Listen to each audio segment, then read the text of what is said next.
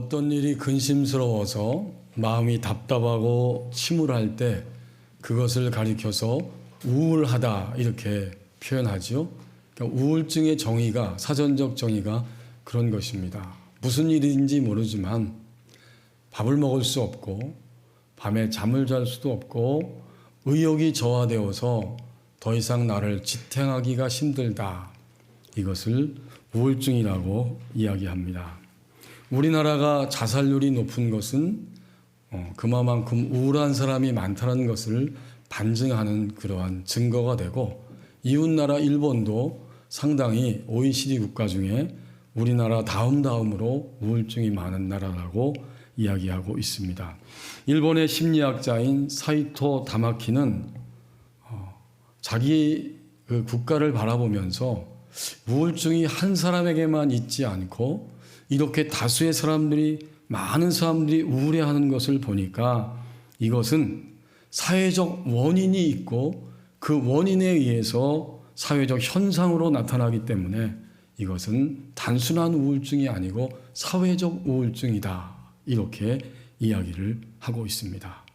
또 다른 일본의 심리학자 가타다 다마미는 그 원인을 이렇게 분석해 주고 있습니다. 오늘날 이같이 하나의 사회적 증상으로 나타나는 우울증의 원인이 무엇인가 보았더니 더 이상 성장이 멈춘 시대라고 하는 사실을 받아들이지 못하고 있기 때문에 나타나는 현상이다. 경제적 성장은 멈추었는데 사람들의 욕망은 멈춰지지 않아서 그것 때문에 좌절하게 되고, 이런 좌절 현상이 여러 사람들에게 사회적으로 드러나니까 이것은 사회적 우울증인데 원인은 바로 거기에 있다는 거예요. 이것을 다르게 표현하면 되고 싶은 자기, 그러나 현실 속의 자기와는 서로 너무나 큰 간격이 있기 때문에 사람들은 절망하게 되고, 그리고 좀 더 정직하게 말하면 이것은 사람들 마음에 내재되어 있는 자기 애적 욕구의 좌절로 말미암는다. 이렇게 사회적 우울증의 원인을 진단해주고 있습니다. 우울증은 우리 주변에 굉장히 흔하죠. 어쩌면 우리도 종종 우울한 생각에 사로잡히기도 하는 것을 부인할 수 없을 것입니다.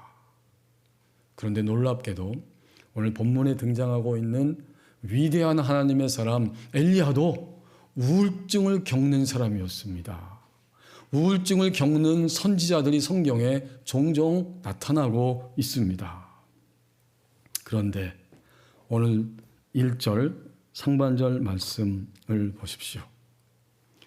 엘리야도 우울한 사람이었지만 그의 인생이 마감되고 끝나갔을 때에 그는 그 모든 것들을 극복하고 온전하고 건강한 모습으로 하나님 앞에 서 있습니다. 여호와께서, 하나님이 주권자가 되셔서 모든 일을 행하고 계신다는 말씀이면서 한 사람에게 관심을 가지고 행하고 계시는데, 그 가운데 오늘 본문에 등장하는 바로 엘리야에 대한 그의 삶의 역사를 보여주고 있어요.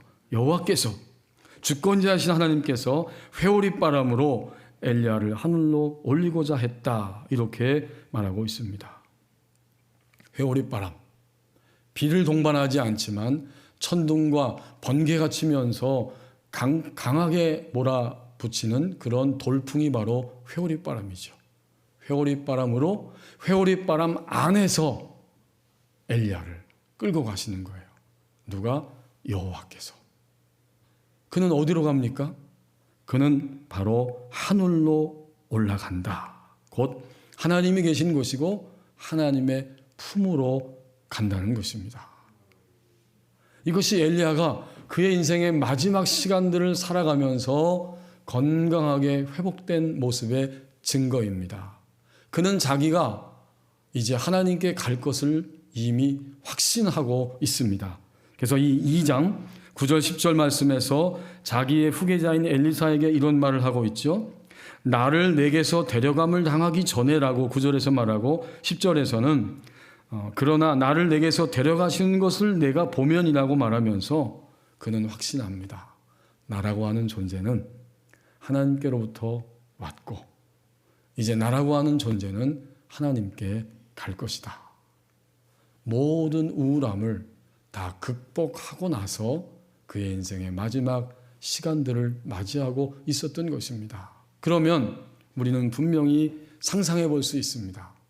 엘리야가 마지막으로 이 땅을 떠나기 전에 그는 결코 두려움이나 공포나 절망이나 좌절이 아니고 확신을 가지고 하나님 앞에 가는구나. 나는 하나님께 갈 것이다. 이것을 분명히 확인하면서 잠깐 동안 그는 당연히 자신의 살아온 인생의 모든 흔적들을 돌아보았을 것입니다. 우리도 마찬가지죠. 내가 어떻게 살아왔나를 죽음이 점점 가까이 올 때 돌아보게 됩니다. 엘리야는 저 밑바닥까지 그야말로 깊이 떨어져서 하나님 앞에 나를 죽여달라고 호소했던 사람이잖아요. 그래서 여러분 열왕기상 19장 4절 5절에 보면 엘리야가 이렇게 말합니다. 자기 자신은 광야로 들어가 하룻길쯤 가서 한 로뎀나무 아래 앉아서 자기가 죽기를 원하여 이르되 여호와여 넉넉하오니 지금 내 생명을 거두시옵소서. 나는 내 조상들보다 낫지 못합니다. 여러분 이게 쉽게 이해가 되세요? 그 앞부분에 17장 18절에서는 바알 선지자와 아세라 선지자 850명과 그 갈멜산에서 맞대결을 하면서 불을 내리는 선지자였습니다.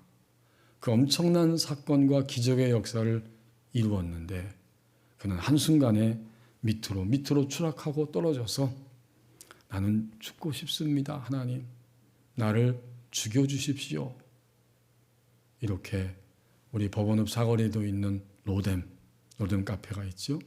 저는 이 로뎀이라는 말을 쓰는 교회 카페들을 볼 때 두 가지 생각이 듭니다. 하나는 굉장히 가슴 쓰리고 아픈 생각이 들어요. 왜냐하면 거기서 한 사람이 자살하기를 원했기 때문에. 그 로뎀나무. 하지만 동시에 자살자를 자살하고 싶은 충동에 붙들려 있는 한 인간을 그대로 두지 아니하시고 어떻게 했어요? 하나님이 천사를 통해서 떡과 물을 공급해 주시면서 아기처럼 어루만져 주시고 어루만져 주셨어요. 마침내 그는 로뎀나무 아래서 죽을 자였지만 로뎀나무 아래서 살아서 일어나 하나님을 더 온전히 뵙기 위해서 힘을 얻어서 호렙산까지 가서 세미한 주님의 음성을 듣는 축복의 주인공이 되었습니다.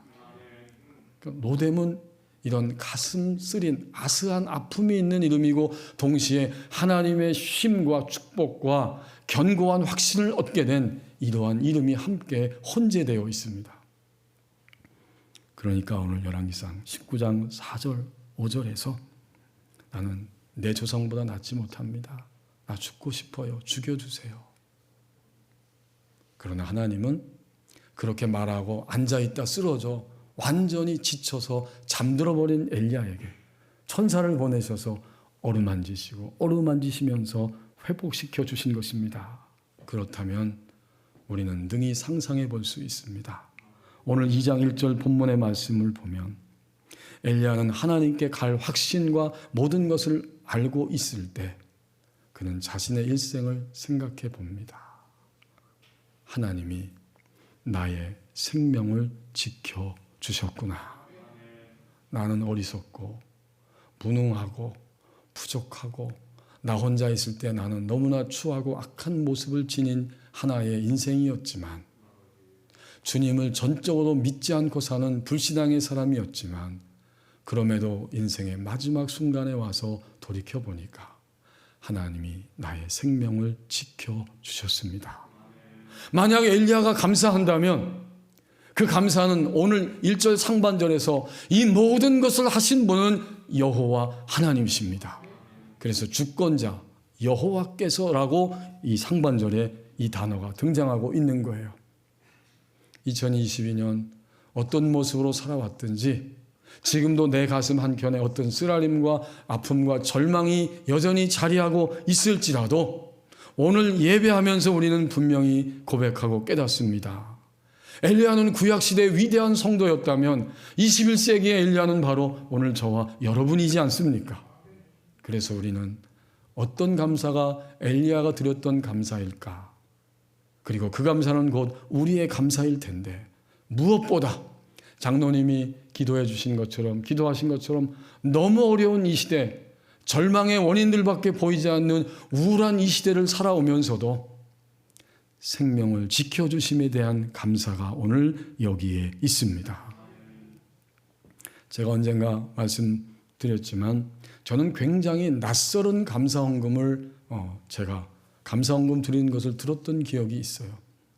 20대 중반에 고향교회에서 제가 신학교 다니면서 그 초등부 3, 4학년을 맡아서 교육 전도사로 섬기고 있었는데 그 부장님이 이름도 안 잊어먹어요. 최윤길 부장님. 지금 이 땅에 계신지 하나님 품에 갔는지 모르겠지만 교장, 가능초등학교 교장 선생님이셨어요. 근데 열심히 섬깁니다.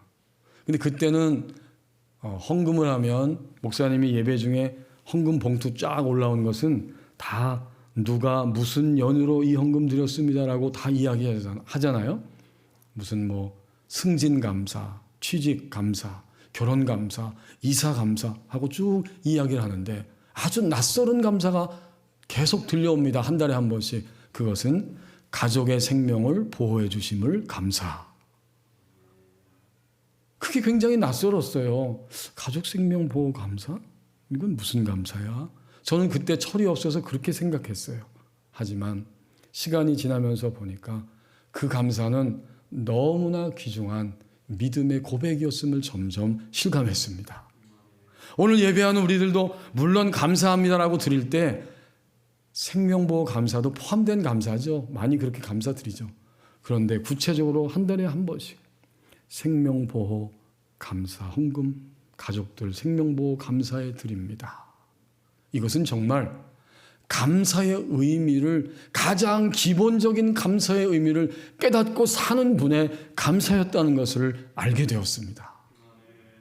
오늘 엘리야는 마지막 순간에 하나님 앞에 감을 확신하면서 그는 자신의 인생을 잠깐 되돌아보니까 내가 그렇게 형편없이 추락했던 그 자리에서도 나의 생명을 보호해 주셨으니 생명 지켜주심에 대한 감사의 고백을 드려야겠다. 이것이 엘리야 성도의 감사입니다. 이제 1절 중반절 말씀을 보십시오. 그의 감사는 하나님의 도구로 사용해 주심에 대한 감사였습니다. 여기 1절 중반절에 하나의 시점, 때가 나오죠. 어느 때입니까? 회오리 바람으로 엘리야를 하늘로 올리고자 하실 때에 이제 정말 때가 된 거예요. 엘리야는 모든 것을 다 정리하고 마감할 바로 그 직전 그 때가 되었습니다. 그렇다면 오늘 중반절에 나오는 요 때 외에 그 이전까지의 시간은 엘리야에게 도대체 무슨 의미가 있었습니까? 어떤 의미를 가지고 있었을까요? 그 이전 시간은 하나님의 도구로 사용되는 시간이었습니다. 엘리야는 그걸 알았어요. 내가 곧 부르심 받을 텐데 그동안의 나의 인생을 반추해 보니까 내 인생의 의미는 이거 하나였다. 하나님이 나를 하나님의 도구로 사용해 주셨다는 것, 그거야말로 내 인생의 의미의 전부였다. 이걸 깨닫고 엘리야는 하나님 앞에 감사했을 것입니다. 그렇습니다.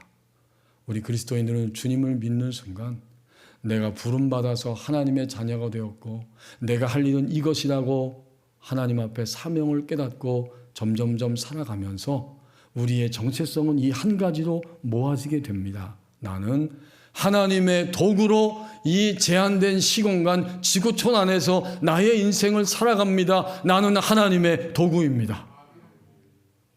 이 놀랍도록 황홀하고 감격스러운 이 정체성, 이것이 그리스도인의 감사의 제목입니다.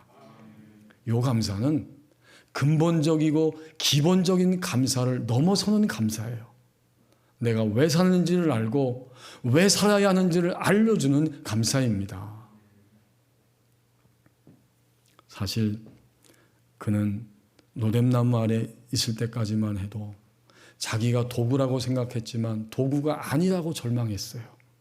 그러나 거기서 하나님이 주시는 떡과 물을 마시면서 호렙산에 계신 하나님을 향해 혼자 발걸음을 옮겨서 그 굴 속으로 갔을 때 그가 다시 회복한 것은 이것입니다. 나는 엘리사를 후계자로 세우고 심지어는 이방 나라의 왕도 하나님이 기름을 부으라고 하니까 아람 나라의 왕도 내가 기름을 붓고 이러면서 그의 시야가 확 바뀐 거예요. 정말 모든 인생은 하나님이 사용하시는 도구구나.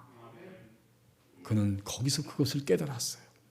그리고 마지막 순간에 하나님의 품에 가기 전에 그때 그리고 그때 이전의 나의 인생은 하나님의 도구였다.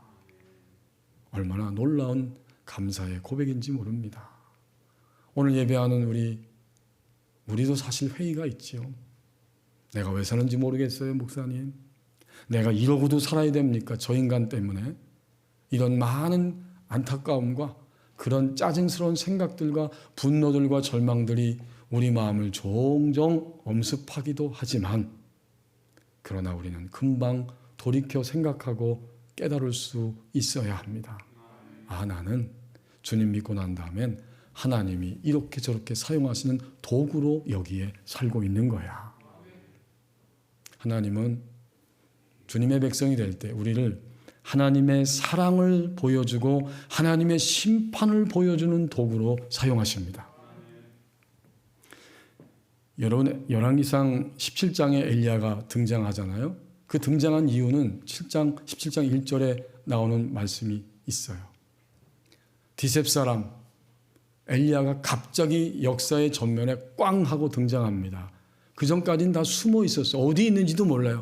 그런데 하나님의 백성들이 끊임없이 추락하면서 아합이 북쪽 이스라엘 왕이 되었을 때 이방의 여인 그를 아내로 맞이해서 결혼하고 부부가 되었을 때 바알 숭배가 도입되고 아세라, 바알 우상의 부인격인 아세라 우상이 도입되면서 이스라엘 전체가 다 우상 숭배로 전락하고 하나님과 멀어지며 오염되고 타락되어서 우울한 시대를 살아가고 있을 때 사실은 자신들이 왜 우울한지조차 모르고 그 우울증으로 끌려다니며 살고 있을 때 하나님은 그들을 사랑하셔서 엘리야를 역사의 전면에 등장시킵니다.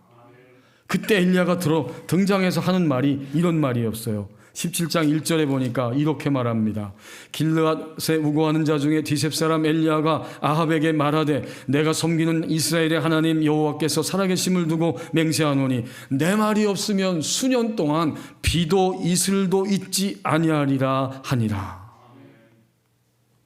비를 내리고 생산을 얻게 하고 다산을 얻게 하는 것은 바알과 아세라가 아니고 바로 여호와 하나님이시다는 사실을 알리시기 위해서 엘리야를 도구로 쓰시면서 내 말에 선포되는 말이 있기까지 다시는 수년 동안 하늘에서는 비 한 방울도 이슬도 내리지 아니할 것이다. 이렇게 선포하며 엘리야가 역사의 전면에 등장하는 거예요. 그러니까 엘리야는 자기가 왜 존재하게 되었는지 이것을 뚜렷하게 인식하면서 오늘 2장 1절 이 중반절에서 생각합니다. 내가 지금까지 살아왔는데 내가 역사에 등장하던 때를 생각해 보니 나는 하나님이 하나님 자신의 사랑과 그리고 불의한 세력과 모든 것들을 반드시 심판하시기 위해서 사용해 주신 도구였습니다. 그러니 얼마나 감사한가. 엘리야는 그 마지막 순간에 하나님의 도구로 사용되게 해주신 것에 대한 감사가 그 마음속에 깊이 새겨지고 있었을 것입니다. 여러분, 우리는 아침부터 저녁까지 도구가 필요하고 온통 도구로 사는 존재예요. 제가 서재에서 독서하고 말씀을 준비할 때 타이핑을 하는데 가끔씩 상당히 갑갑해요. 왜 그런지 아세요? 아니, 어느새 벌써 손톱이 이렇게 길었어. 잊어버리고 살다가 손톱이 갑갑한 거 보면 세월이 흐른 거예요. 이게 길어가지고 타이핑하는데 몹시 신경 쓰이고 아주 불편해요. 그러면 도구가 필요하죠? 손톱깎이. 제가 왼쪽 책상 서랍 밑에 손톱깎이를 딱 비치해 놨어요. 그 얼마나 소중한 도구인지 몰라요. 시간은 빨리 가는데 그게 없으면 어떻게 해요? 아주 불편하고 힘들어요. 그게 없으면 어릴 때 추억이 생각나지요? 입으로 손톱을 물어뜯을 수도 있어요. 도구가 없으니까. 그런데 우리는 그건 작은 도구예요. 아침부터 저녁까지 여러분 가정 안에서 도구 얼마나 많아요. 다 도구예요. 도구 없으면 21세기 인간들은 우리는 불편해서 살 수 없어요. 그런데 하나님이 이 지구의 역사를 지금도 허락하시면서 구원을 이루어가시는 과정 중에 있으면서 마지막엔 반드시 구원을 완성하실 것인데 그 모든 구원의 여정 가운데 가장 핵심적인 도구는 AI 인공지능도 아니고 바로 사람 자체입니다. 하나님의 백성이 된 하나님의 사람들을 하나님의 구원의 역사에 참여시키시면서 오늘도 내일도 우리는 도구로 하나님이 사용해 주시는 거예요. 이게 얼마나 감사한지요. 이 사실을 인식할 때 우리는 모든 우울함과 절망의 울타리를 걷어내고 그래 나는 하나님의 사랑도 드러내고 하나님의 심판도 드러내라고 오늘 여기에 살려주시고 살려두고 있는 것이다. 이러한 정체성이 다시 한번 우리 안에 새롭게 나타나게 될 것입니다. 한성열 교수님이 고려대 심리학과 교수였고 지금은 명예교수신데 이분이 신실한 그리스도인이에요. 지금도 많은 교회에 기도회나 모임, 세미나에서 강연을 하시는데 얼마 전에 몇 개월 전에 이제는 나로 살아야 한다라는 책에서 중년의 이야기를 해주고 있는데 그분이 한 번은 10여 년 전에 군 간부들을 대상으로 가족 간의 의사소통이라는 특강을 한 적이 있었답니다. 근데 휴식 시간이 됐는데 어떤 분이 노크를 하더니 교수님 제가 좀 말씀을 드려도 될까요? 하고 정중하게 인사를 하길래 들어오시라고 그랬어요. 그랬더니 그분이 누구냐면 군사 경찰 병과의 원사로 근무하는 분이라고 그래요. 제가 원사가 뭔지 잘 몰라가지고 찾아봤더니 상사 위에 준위 아래에 있는 계급인데 부사관 중에 최상급이고 56세가 정년이다 이렇게 나와 있더라고요. 아무튼 이 원사분이 와서 이야기를 합니다. 자기 아들이 육군사관학교를 졸업하고 지금 대위로 근무하고 있는데 항상 그 아들이 자랑스럽다는 거예요.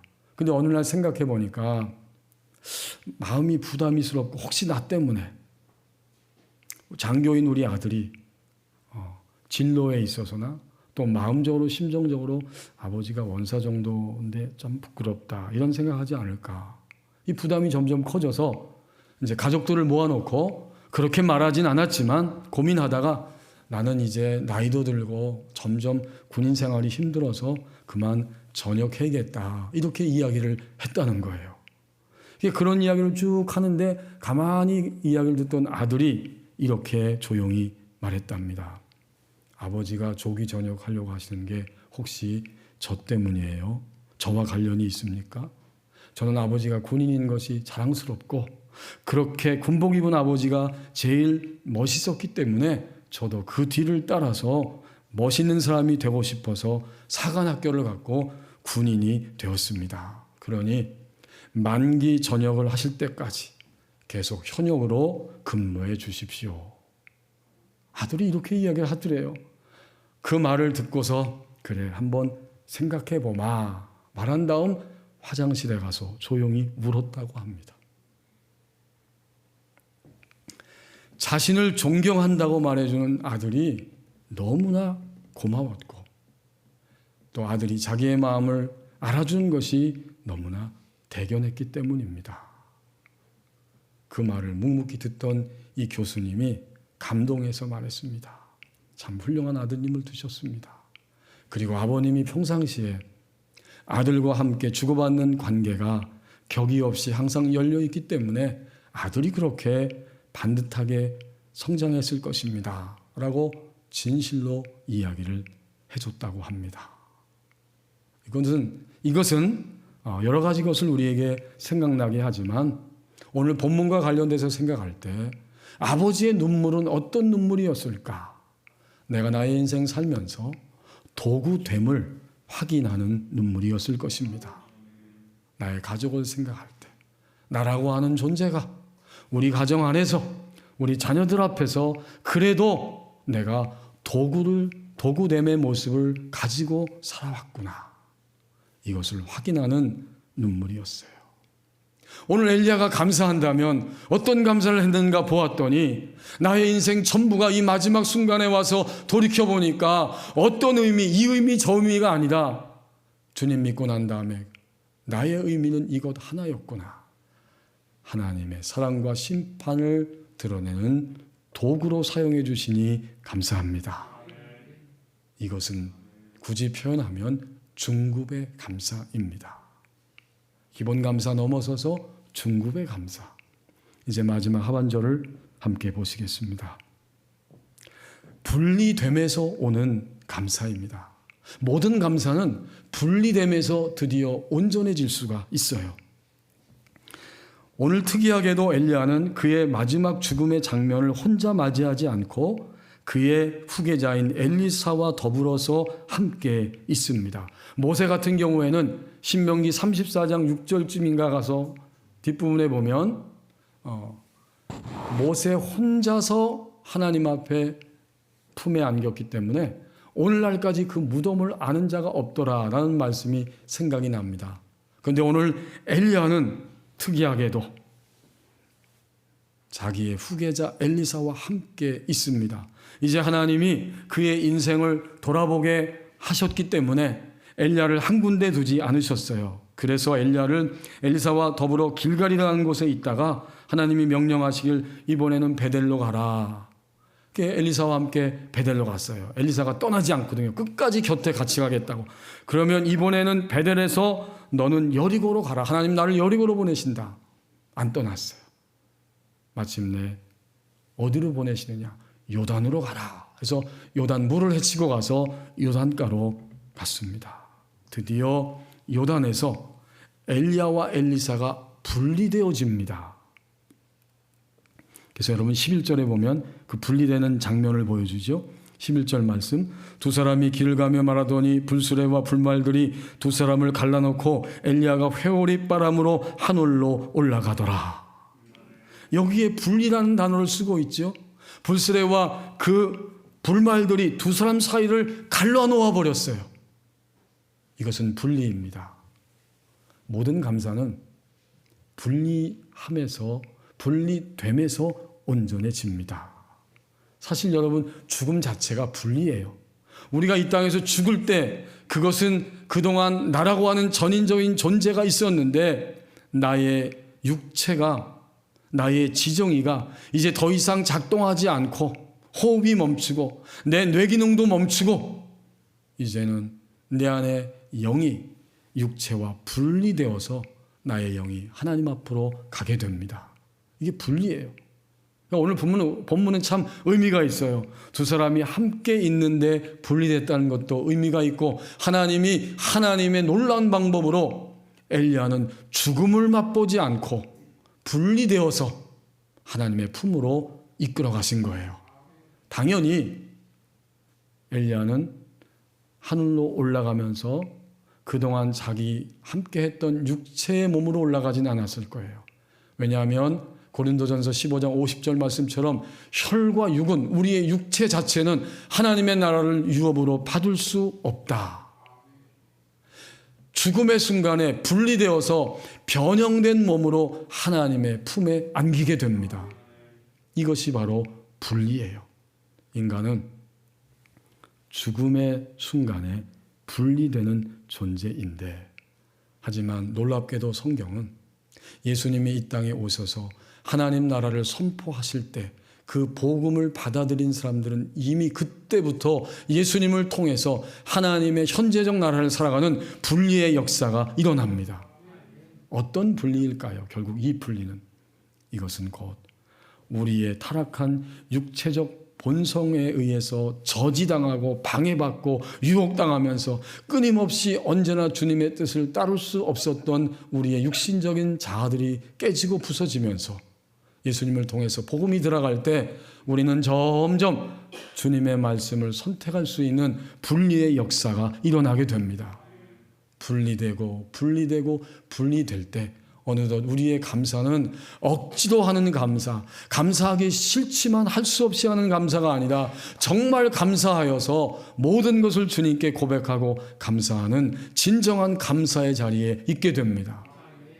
그러니까 이 엘리야와 엘리사가 분리되어지고 혈과 육은 하나님 나라 안으로 갈 수 없기 때문에 육체와 영이 분리되고 변화된 모습으로 하나님의 품에 안기게 되는 이 분리의 장면은 감사의 극치를 보여주는 아름다운 장면입니다. 감사의 최상급 극치는 우리 안에서 주님 만난 이후에 끊임없이 나의 욕망과 모든 생각들과 주님의 뜻이 점점 분리되면서 언제나 갈등이 적고 갈등 없이 하나님의 말씀을 따라갈 수 있는 분리의 역사가 일어나게 될 때 그때 우리는 감사하게 됩니다. 사실 하나님은 예수 그리스도를 통해서 우리를 끊임없이 분리시키셔서 첫사람 아담과 하와가 그리고 악한 영의 공격에 의해서 더 이상 휘둘리지 않으면서 주님과 함께 살 수 있는 이런 사람으로 우리를 만들어가기를 원하십니다. 그게 하나님의 최종적인 목표이고 감사의 측면에서도 우리가 생각할 때에 잘 알고 있는 데살로니가전서 5장 18절 말씀에서 범사에 감사하라. 이는 그리스도 예수 안에서 너희를 향하신 하나님의 의지니라. 하나님의 뜻이니라 그 말이잖아요. 하나님은 우리를 스스럼 없이 하나님께 모든 것에 대해서 감사를 드리고 감사하며 살 수 있는 존재로 우리를 만들어가기를 원하십니다. 거기까지 우리를 끌고 가시려는 거예요. 그렇게 되려고 하면 우리는 우리 안에서 점점 분리의 역사가 일어나야 합니다. 중국의 위대한 신앙의 지도자인 니토생은 이것을 이렇게 표현해주고 있습니다. 자아가 죽을 때라고 하는 책에서 이 분리를 이렇게 표현해주고 있어요. 하나님은 우리 겉사람에 대해 파쇄의 일을 하실 뿐만 아니라 또한 겉사람을 분리시키신다. 하나님은 우리 겉사람을 파쇄하실 뿐더러 우리의 겉사람이 속사람을 묶지 못하도록 우리의 영과 혼, 즉 지정의와 육체, 이 속사람과 겉사람을 분리시키기를 원하신다. 그 다음 문장에 보니까 왜 그렇게 해야만 하는가? 하나님께서 혼잡의 문제가 있어요. 주님 믿었지만 혼잡의 문제가 주님을 믿는 사람들에게 있어서 가장 큰 문제이다. 우리가 형제에게 생명을 만지면서 동시에 사망을 만질 때가 얼마나 많은지. 그렇죠. 우리 그리스도인들이 정직하게 서로를 볼 때 생명도 느끼지만 사망도 느끼고 만지는 거예요. 형제에게 하나님을 만지는 동시에 그의 자아를 만질 때가 얼마나 많은지, 형제에게 온유한 영을 만지는 동시에 그의 강한 자아를 만질 때가 얼마나 많은지.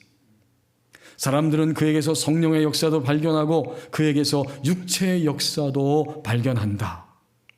그가 일어나서 말을 할 때에 사람에게 깨끗한 영이 아닌 혼잡한 영을 만지게 된다. 그러므로 만일 하나님께서 당신을 진정으로 쓰시고 당신이 섬기기를 원한다면 당신은 또한 반드시 하나님께 이렇게 은혜를 구하라. 즉 하나님 내게 역사하사 내 겉사람을 파쇄해 주시고 허물어 주시며 내 겉사람을 분리시켜 주옵소서. 만일 당신이 이런 구원을 받지 못했다면 입을 열 때마다 부지불식간에 겉사람을 사람들 앞에 가져가게 되고 그것을 감출 방법이 없다. 사람이 말이 나올 때에 그의 영도 함께 따라서 나오게 된다. 그러니 겉사람과 속사람이 함께 전인적으로 우리 안에 있지만 예수님 믿고 난 이후에 분리의 역사를 하나님이 원하실 수밖에 없습니다. 분리됨에서 오는 감사, 이것은 정말 극치의 감사요 최상급의 감사입니다. 하나님만을 선택할 수 있기 때문에. 우리는 오늘 엘리야 성도 한 사람의 일생과 그의 마지막 장면을 하나님께서 보여주고 계십니다. 엘리야 자체가 바로 하나님의 사람임을 이름 자체가 드러내주고 있습니다. 나의 하나님은 다른 존재가 아니라 나의 하나님이 바로 여호와이시다. 이게 엘리야의 그 의미입니다. 이제 우리 남은 인생 엘리야 성도의 감사처럼 최상급의 감사를 드리며 우리의 인생을 살아가기를 원합니다. 기도하겠습니다. 우리 한 1분 동안만 조용히 함께 기도하기를 원합니다. 정말 생명을 지켜주셔서 내가 헤맬 때도 하나님의 도구임을 알고 정말 깨닫고 하나님의 도구로 사용해 주셔서 감사하고, 이제는 겉사람과 속사람 하나님의 의지와 나의 의지가 분리되어서 하나님의 의지를 따라가는 최상급의 감사를 드리며 살게 하옵소서. 함께 기도하겠습니다.